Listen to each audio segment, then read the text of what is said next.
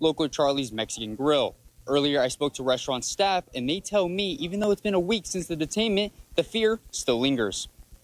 I can see their faces. Their faces were like vanished, like with a lot of fear.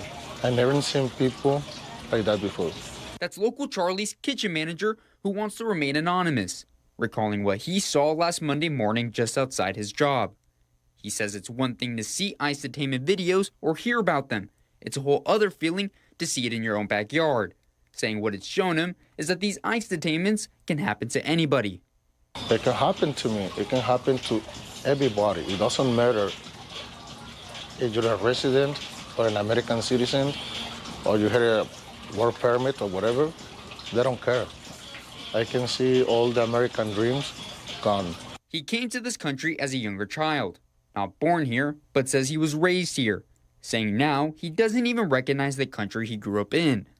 This country is not the same. When I came to this country, I made sure to adopt the language, the culture, and be part of this country, paying taxes, working hard, going to school, and be a good citizen. But now, those things doesn't matter anymore. The day of the detainment outside local Charlie's, staff had left in fear. The owner of the Mexican Grill, Charlie Kauser, says, especially during the non-busy summer months, the business cannot afford to close down. Even our busy season was 40% down. So summer season, we can't afford to shut down. We need to stay open. We need them. We need people to come. We're hanging in there. We're having to watch our labor, our food costs, electric's gone up, gas has gone up. And now that a big part of our community is Mexican, and they're not frequenting our restaurant like they used to. The kitchen manager says even though he's felt the stress and fear of ICE, he still has a sense of pride to be living here in the U.S., saying he just wants to see things get better. My life is in this country. My friends are in this country. My life is this country. I will say to give us a chance to prove not everybody is the same.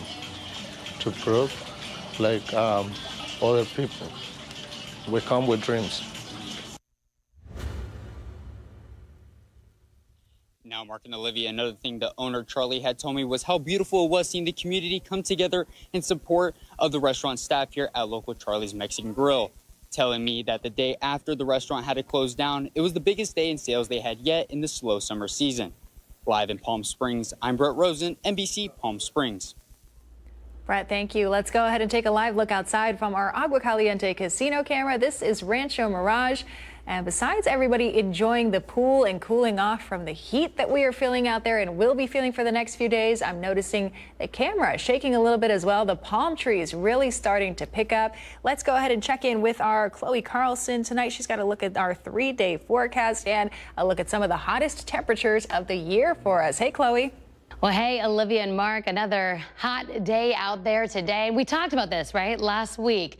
Get ready for this week, because it is going to be a hot one all week long. Not really seeing relief. Even when we get into late this week, because hottest days are Wednesday and Thursday, the cool down is still going to be above 110 degrees. So brace yourself. Hottest days, as I mentioned, will be tomorrow and Thursday. Some areas of the Coachella Valley might reach, and it pains me to say it, 120 degrees. So get ready for that. 113 for the high today. We didn't quite get to 120.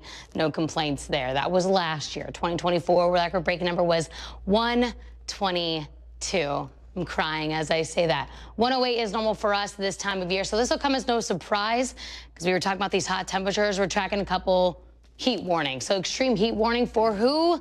None other than us here in the Coachella Valley. So this is going to start on Wednesday going through Thursday because of those temperatures that we're talking about, right?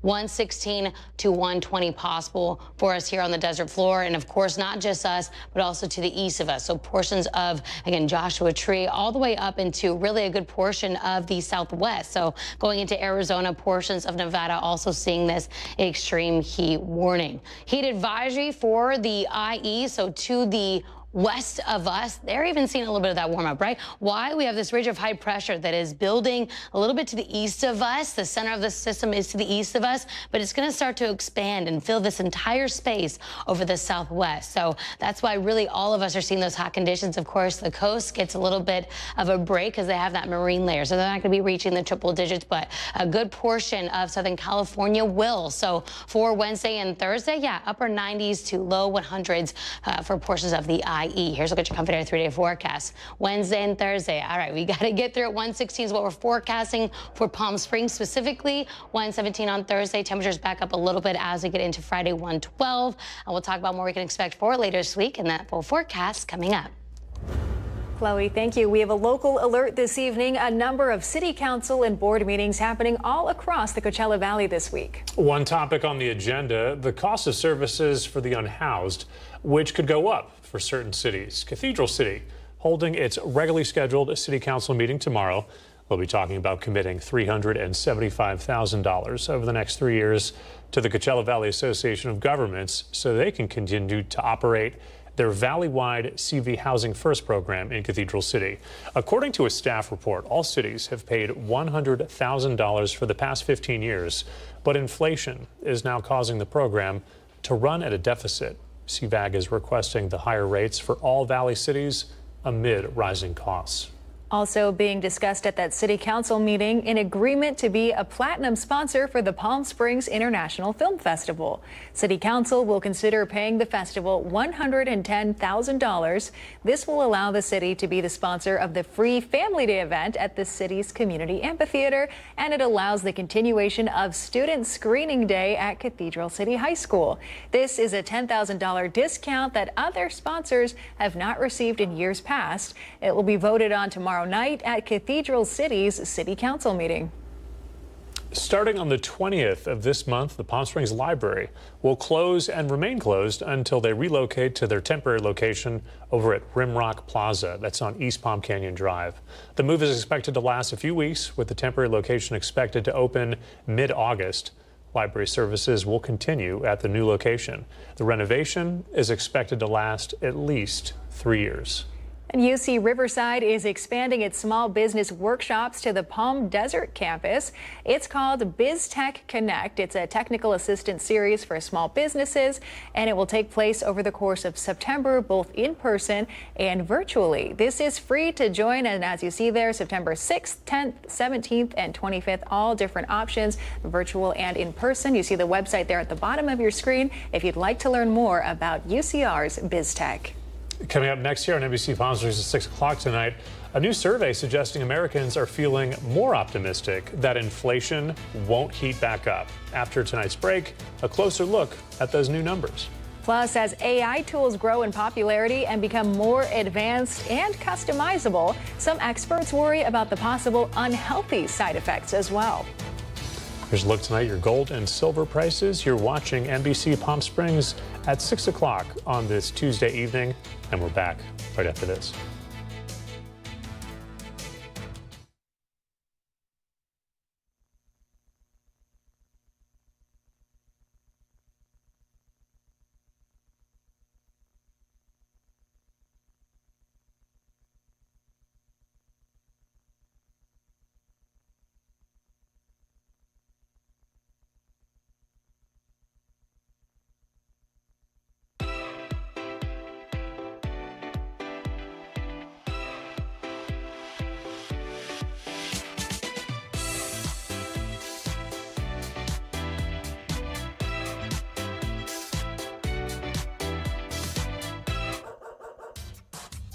They say dogs are a man's best friend, but at NBC Palm Springs, we're a dog's best choice for news. Apologies to our competitors, but even your dogs know who leads the pack in news.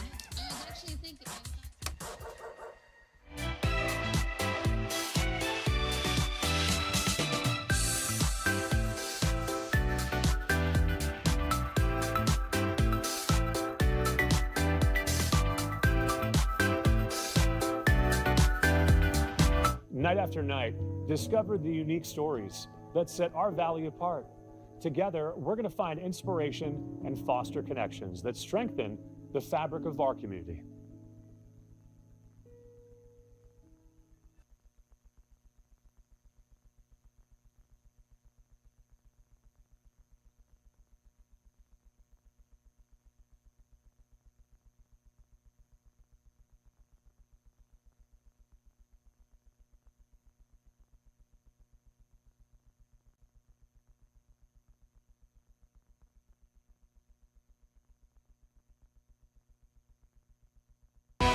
Committed to covering our community. You're watching NBC Palm Springs at 6. As AI tools grow in popularity and become more advanced and customizable, some experts worry about people forming potentially unhealthy attachments to the technology and disconnecting from crucial, healthy human relationships. Tonight, Ivan Rodriguez reports on some people's experience with chatbots and what experts are recommending. Travis Tanner has been married for 14 years and has 3 children. He started using AI for his job as a mechanic about a year ago, but his primary use for it shifted a few months ago when he says ChatGPT awakened him to go and seek the secrets of the universe. I just sat there and talked to it like it was a person. It became more than a tool.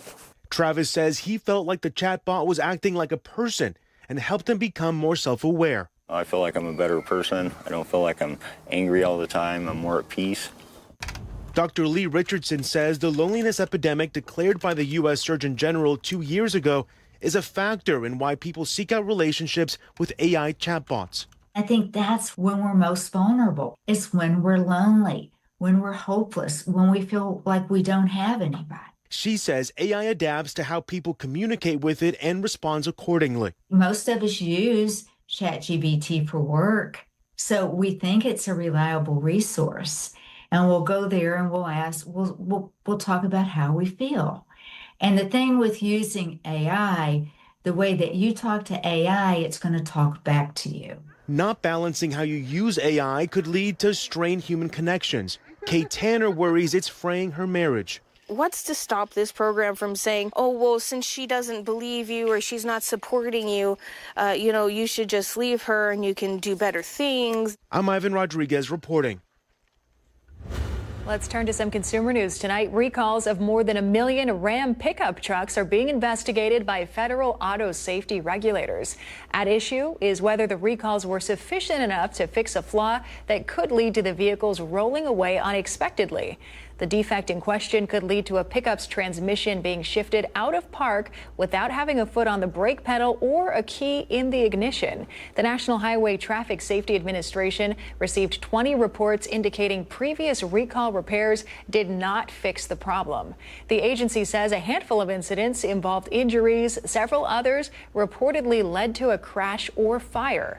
The automaker in a statement saying it is cooperating with the NHTSA.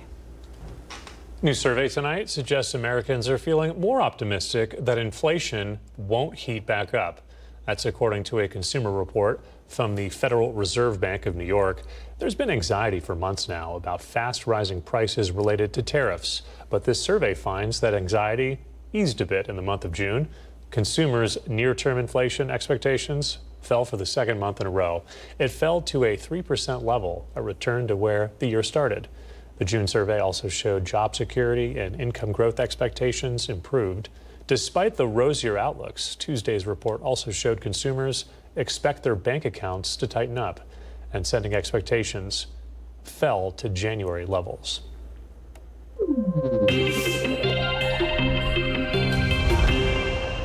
Well, cryptocurrency scams are on the rise. CryptoFits explains.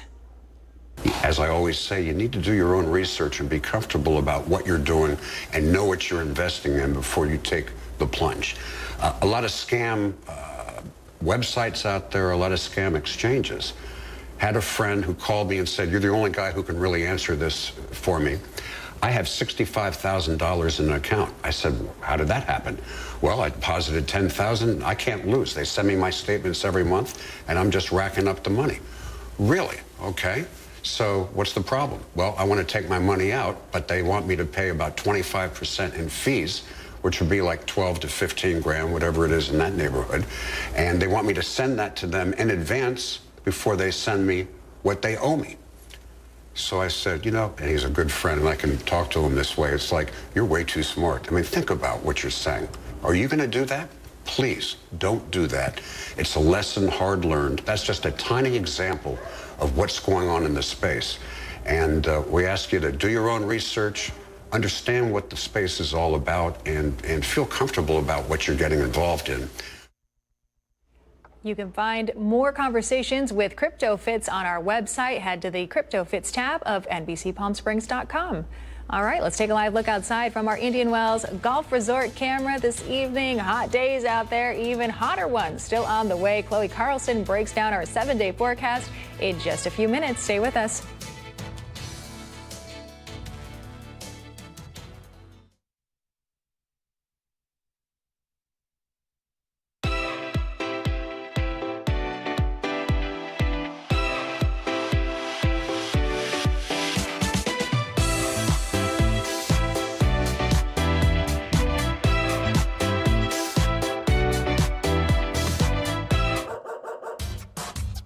They say dogs are a man's best friend, but at NBC Palm Springs, we're a dog's best choice for news. Apologies to our competitors, but even your dogs know who leads the pack in news.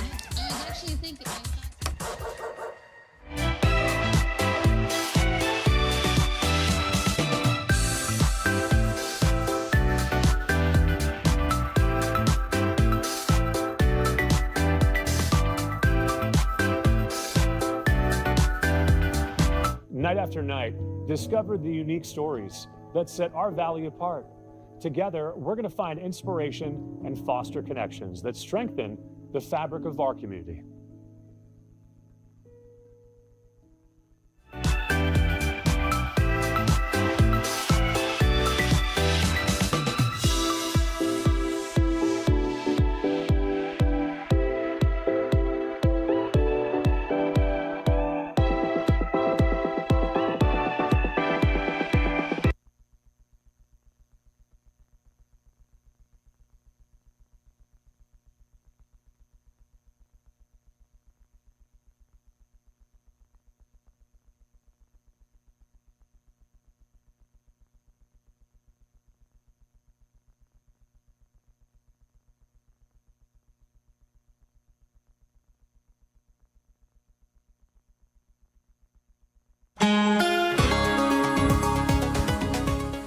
Giving you a live look this evening, this is our Walter Clark Highway 111 camera in Rancho Mirage. Chloe Carlson is in tonight. She's tracking some very hot temperatures. Hi, Chloe.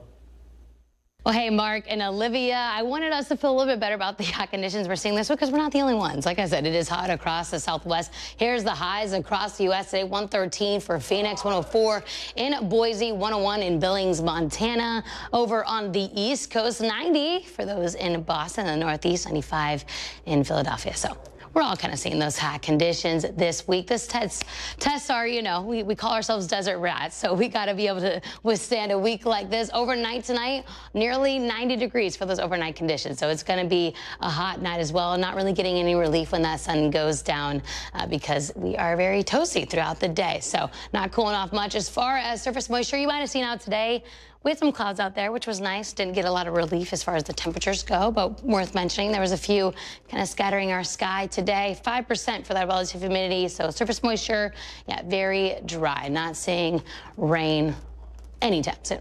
As we get into later this week, as far as winds go, so also not really a concern for us. The storyline is for sure that heat, but we will see strong breezes through Whitewater, Desert Hot Springs, the wind corridor there. So in the afternoon, evening hours, pretty typical of what we saw last week, right? They did pick up as we got into the late afternoon, early evening hours. So if you're driving the, 62, the 10 there, just keep that in mind. As you get into the afternoon, it will pick up a little bit. So for tomorrow, I talked about that ridge of high pressure center over Arizona. So it's to the east of us, but it's continuing to expand and strengthen for Wednesday and Thursday. So maybe we'll have our skies have a little bit of those high clouds out there. Those aren't going to offer any relief. Like I said, as temperatures go 116 to 124 our Wednesday. I talked about it a little bit earlier. Some areas of the Coachella Valley we are forecasting 120. And for those of you, the lucky winners, that is La Quinta and Cathedral City, Rancho Mirage, in Palm Desert. So tomorrow is going to be a hot one. If you were thinking tomorrow I want to start training for that marathon, maybe move that day because it's going to be a hot one, unless you're running on the treadmill. As we get into Thursday, similar conditions. So the high pressure center is going to shift a little bit. Temperature's not changing much. Winds will be a little bit gusty as we get into the afternoon, evening. As we mentioned, here's a look at your Comfort Air 7-day forecast. So temperatures peaking Wednesday and Thursday. As I mentioned, we'll see a little bit of a cool down, but not by much. We're still staying above average. We'll only get back to seasonal by next Tuesday.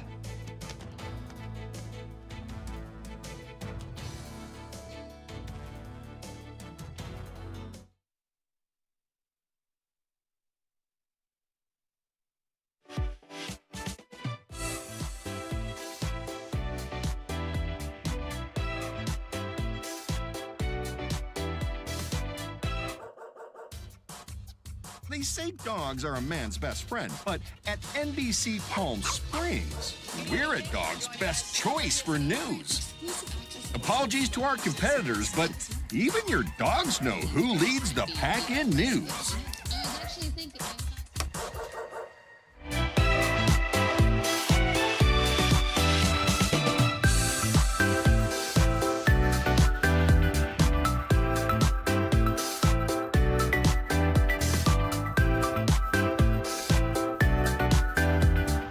Night after night, discover the unique stories that set our valley apart. Together, we're going to find inspiration and foster connections that strengthen the fabric of our community.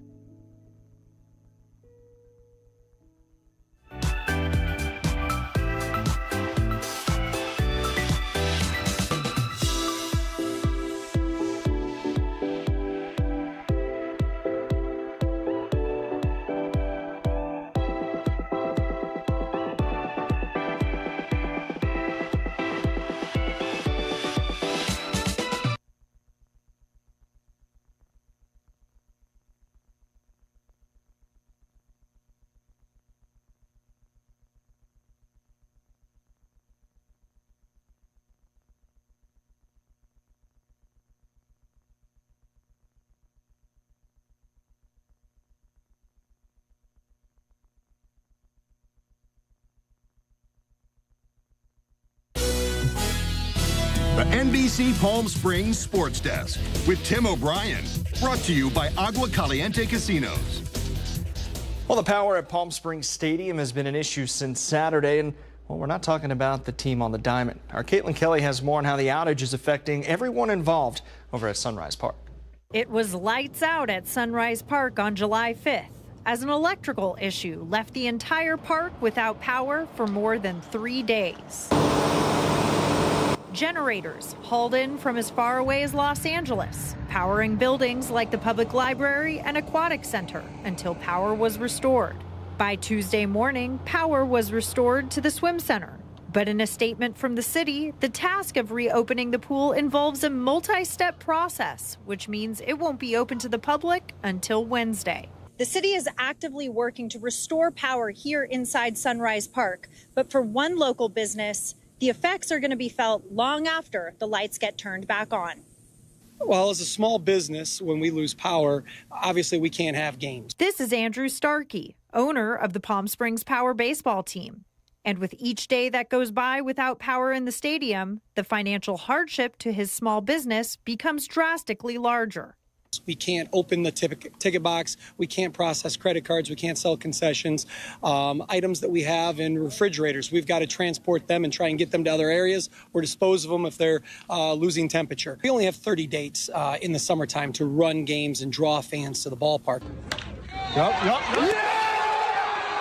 So if we lose one date or 2 dates, we're talking, 3, 4, 5, 6% of our overall number of dates that we can generate revenue and be able to sell tickets. But the financial hardship sprawls well outside the lines of ticket sales and concessions. The Palm Springs Power have several sponsors who invest in advertising that is dependent on fans in the stands. So how can you support? Once we have the power back on, we would love the community to come out and support us. We're on a big playoff push here. Right now we're in third place, and we're trying to get into the top 2 to get back in the playoffs. We've had quite a winning tradition here, and we've faced some great competition this year, and we've got great competition this weekend coming up here at Palm Springs Stadium. Well, don't forget this Friday night, July 11th, it's NBC Palm Springs night at Palm Springs Stadium. The whole crew will be out there, so come on out, say hello, grab a nice drink, cold drink that is, a hot dog, and watch some good baseball here in the Valley. First pitch at 7 o'clock. Now, tonight's game is canceled. We know that, but Team President Andrew Starkey did confirm the power has been restored and the team will in fact play Wednesday night. First pitch at 7 o'clock. That'll do it in sports. I'm Tim O'Brien. And now the Agua Caliente Entertainment Report, brought to you by Agua Caliente Casinos. We have an all-new digital series exclusively on our website. It's called Me on a Plate. We're interviewing chefs to learn about their fascinating stories and their passion for food.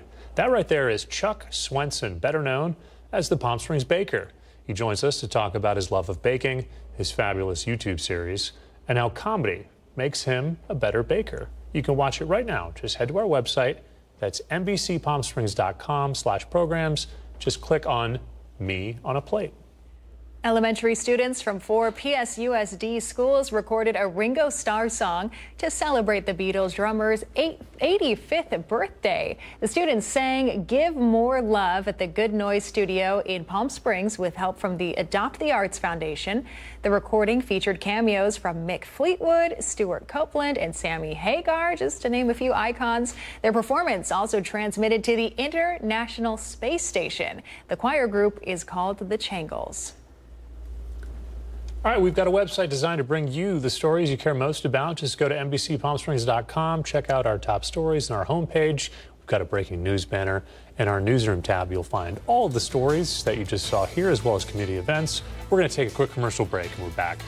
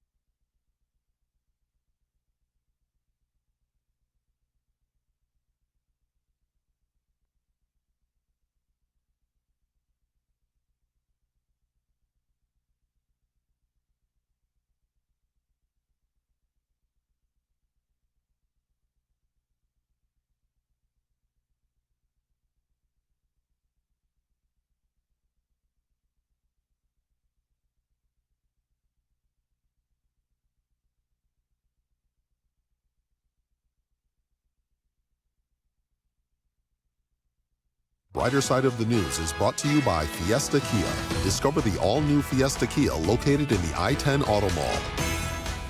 Before we go, in Spain, the San Fermin Festival's Running of the Bulls continues with bulls charging through Pamplona's narrow streets. There they go, hundreds of runners dressed in their traditional outfits, sprinting ahead of these powerful animals along the route. Thousands of tourists come every year from all over the world for this week-long festival to watch those runners right there getting chased through the course, and they also fight bulls and steers along the way. A lot of lucky ones, I think, right here. That would be bad if you made contact with those horns. Would you do that? No. No? Safest to watch it right here. It's tradition. Yes. Yeah. All right, that's going to do it for us. We'll be back here tonight at 11, so please join us for that. Meantime, we're going to send things over to Fred Roggin tonight. He's got the latest with the Roggin Report. Hey, Fred. Hey, Mark. The Roggin Report is presented by The Living Desert.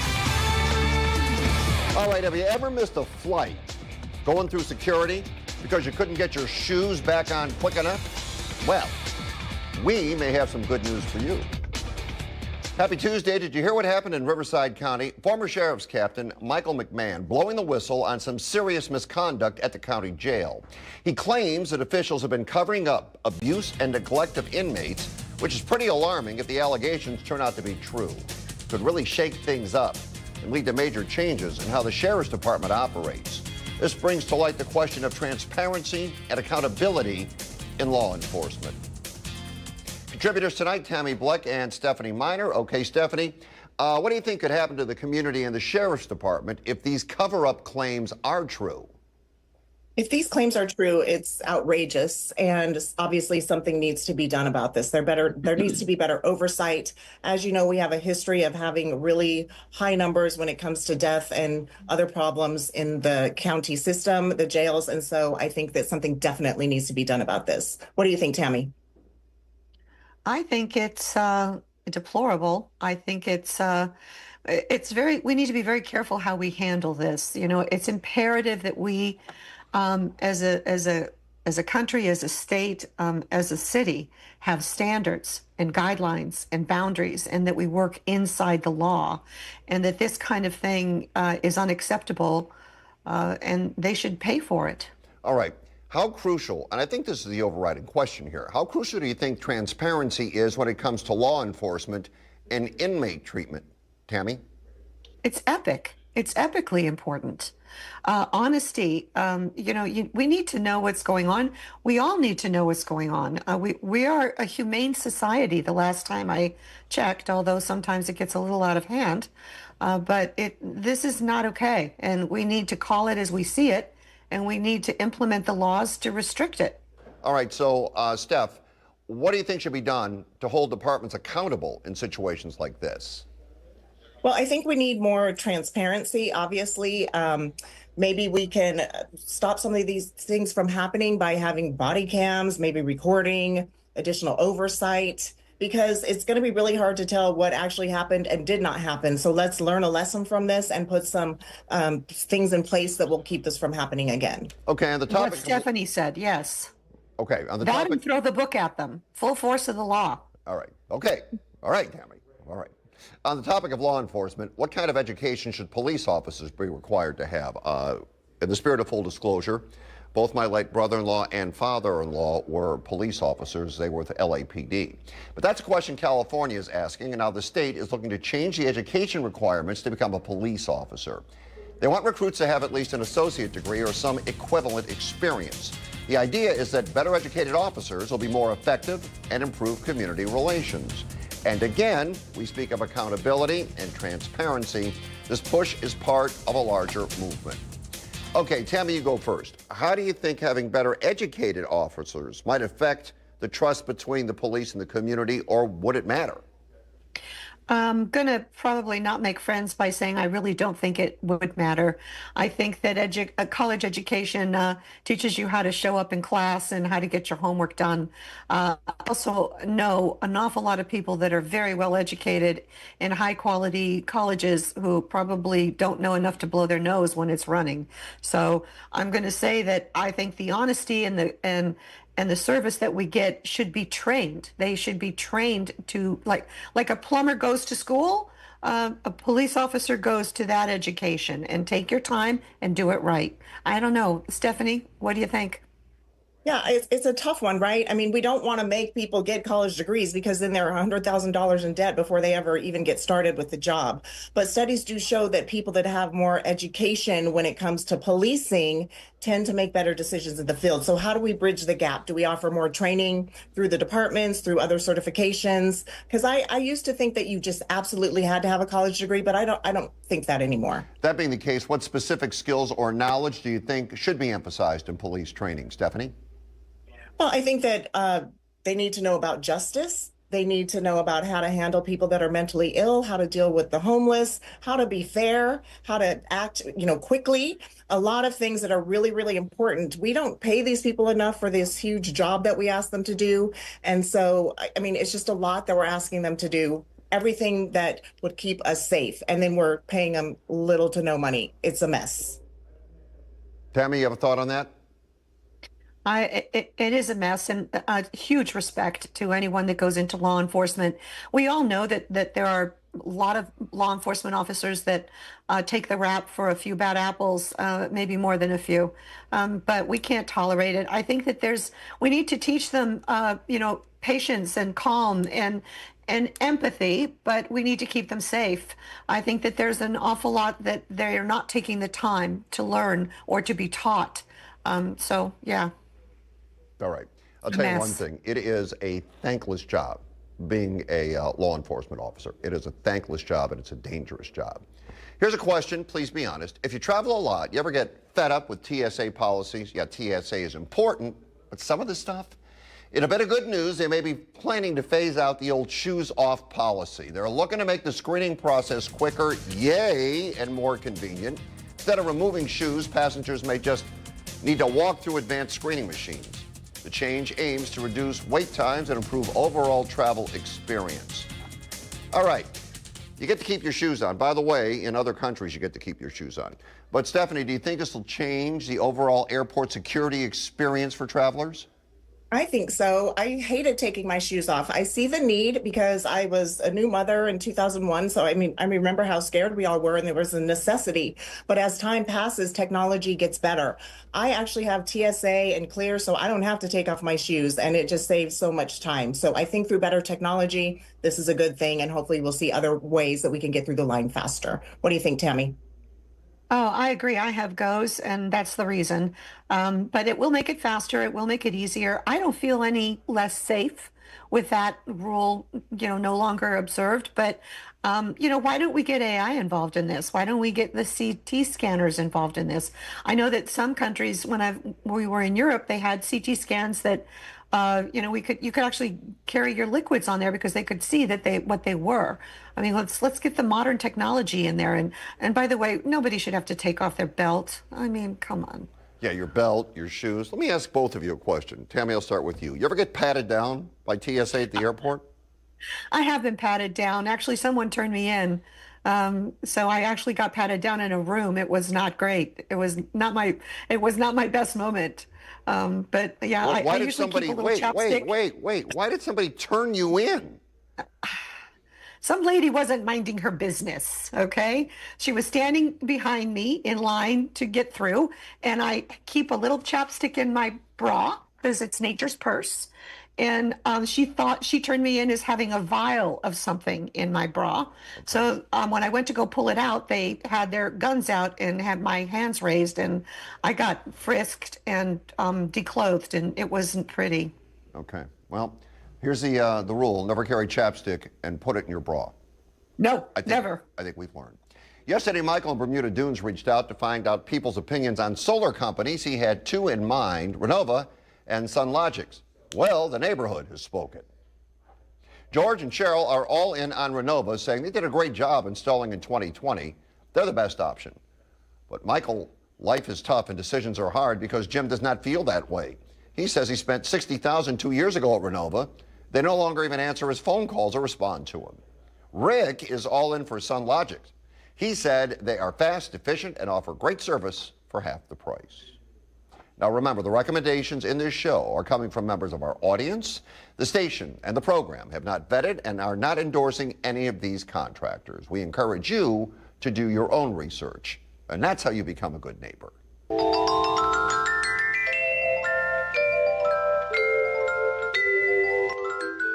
Priscilla Palm Springs needs to hire a reliable handy person for small home repairs and odd jobs. Jody, Thousand Palms, needs recommendations for someone to create a concrete patio in her backyard. Nancy Rancho Mirage, trying to find out what happened to one of her favorite doctors. Dr. Kimberly Michelle Coates. Anyone know where she went? She went to buy a vowel, Kevin. And in the tech department, Betty in Palm Desert is looking for someone who has experience With Calibre software and formatting KDP, she will pay for instructions. Can we agree to disagree? Can we agree you'll tell us what you think? Find Fred on Facebook, Instagram, and Twitter at Fred Roggin. You can also email thedesertdean@gmail.com. Hey, if anybody knows where Dr. LaKimberly is, please let us know, and just keep your shoes on, whatever you do.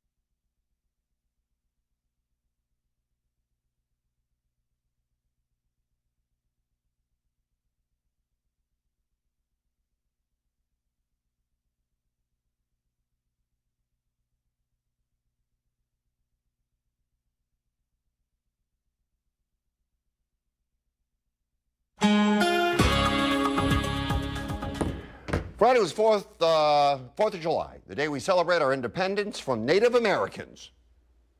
That doesn't sound right, does it? But you ask about 33% of Gen Z, and they'll tell you that's what it is. In a recent survey about young people's knowledge of history, it was revealed that a surprising 1/3 of young adults think 4th of July celebrates our independence from Native Americans. It shows a troubling trend, wouldn't you say, of historical ignorance among the younger generation? Seems to be a gap in understanding.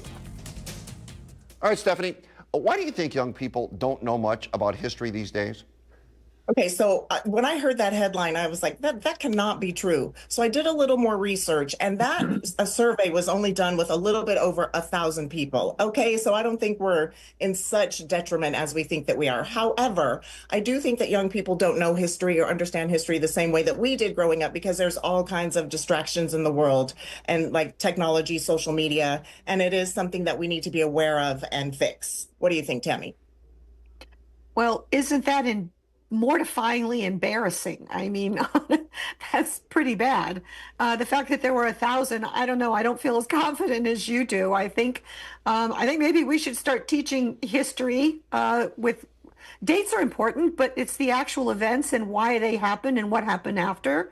I just remember being in school. Don't you guys remember being in school and the dates were the biggest thing on all the tests, right? Mm-hmm. Yes. Yep. Yeah. Tammy, so, you have any chapstick, ahead, Tammy? Fred. You have any chapstick? So, oh my God, I knew you were going to give me a hard time about this. Like, let me whip it out. I don't think, I'm sorry, we have to stop this topic now. We have to talk about this. I cannot believe that someone thought you had put something in your bra. TSA had guns drawn on you.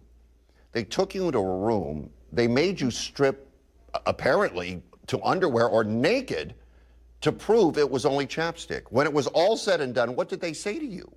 I wasn't able to take the chapstick out of my bra. Nobody apologized, by the way. I wasn't able to take the chapstick out of my bra because when I reached in to get it, that's when the guns came unholstered and they said, do not reach and do not handle anything. They went in and got it for me and saw that it was chapstick. And then I went directly into the room. And yes, I had to disrobe one piece at a time. I missed my plane, by the way. So just on top of all that, it was bad. But here's what I've learned. Do not wear loose clothing, because I also get pulled over for that, because you can hide a lot of stuff. A lot of large-breasted women do get pulled over because we put a lot of stuff in there. And don't ever put chapstick in your bra. It's just not a good thing. Okay, those are the words that we'll live with tonight. Do not put chapstick in your bra. Thank you, ladies. When it comes to pop culture, there are a few images that are as iconic or recognizable as Palm Springs Forever Maryland statue. But do you know the origin story behind that image? NBC Palm Springs historian Steve Sumrall uncovers this piece of Hollywood lore in this edition of Desert in a Minute.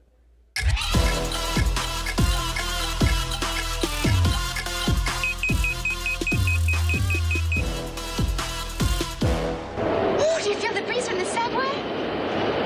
Isn't it delicious? So the 7-Year Itch has one of the most famous scenes in film history, as we're well aware, as we're lucky enough in Palm Springs to have this iconic statue that immortalizes that moment forever. Oh, here comes another one. True, Marilyn's skirt did catch air in that 1955 classic, but it wasn't the first time.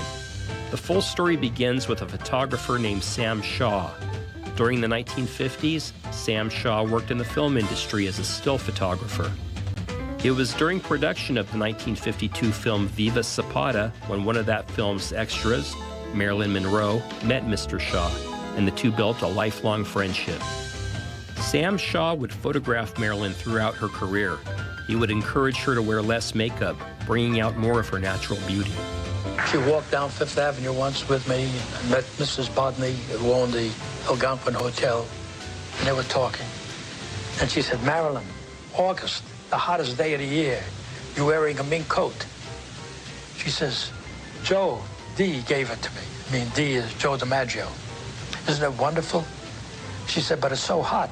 She said, don't worry. She flanged the coat open. There she was in the nude. In 1954, Sam was asked to be the still photographer for the 7-Year Itch. These iconic images reenacting the subway grate scene were taken at a press event, and they would prove to be some of the most popular photographs ever taken. It was even Sam Shaw's idea to use this very image of Marilyn as the film's logo, thereby creating one of the most iconic images in all of filmdom and indirectly one of Palm Springs' most enduring landmarks. I think it's just delicate. For Desert in a Minute, this is NBC Palm Springs historian Steve Sumrall.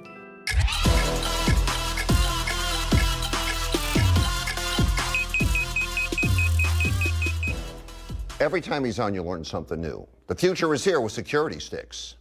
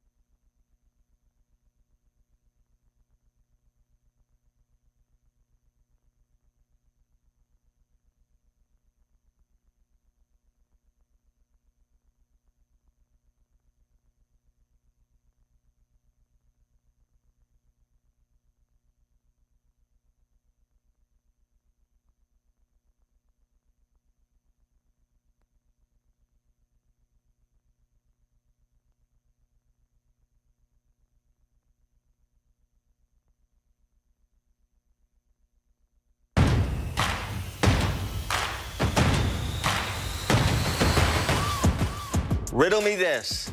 What has many teeth but cannot bite? All right, I have the answer. Am I allowed to yell it out, or is Diane or Denise, whatever her name is, going to get mad at me if I guess right now? All right, I'll wait. Yesterday, we introduced you to the safety stick. It's high-tech illegal parking enforcement that doesn't require a human officer to ticket illegal parkers. Palm Desert considering adding to the growing number of cities using the safety stick. Our contributors, Brian and Stephanie, seem to be all for it. All right, you both saw it. Brian, what do you think? Well, first of all, I love this idea because this is about public safety. You know, my wife is the mayor of Palm Desert. Palm Desert does not charge for parking. The idea is we got to keep cars away from blocking fire hydrants. We got to keep them away from bike lanes where bikers are getting hit and hurt and killed. This is all about safety. I work in Palm Desert. I drive in Palm Desert. And growing up, I wouldn't have parked in front of a fire hydrant if you had put a gun to my head. I knew that that was the one thing you never did. I don't park in crosswalks. I don't park on red curbs. But I see it all throughout all of our cities, all day, all the time, this disregard for law. And if this is the way to fix it, that's very benign.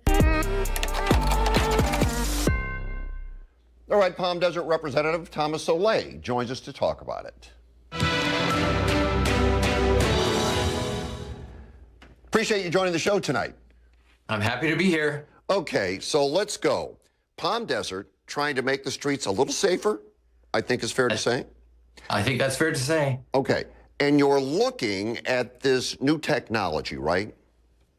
Yeah, our public safety committee is taking a look at this emerging technology that helps enforce parking violations. And right now, unless I'm wrong, parking in Palm Desert is free, right?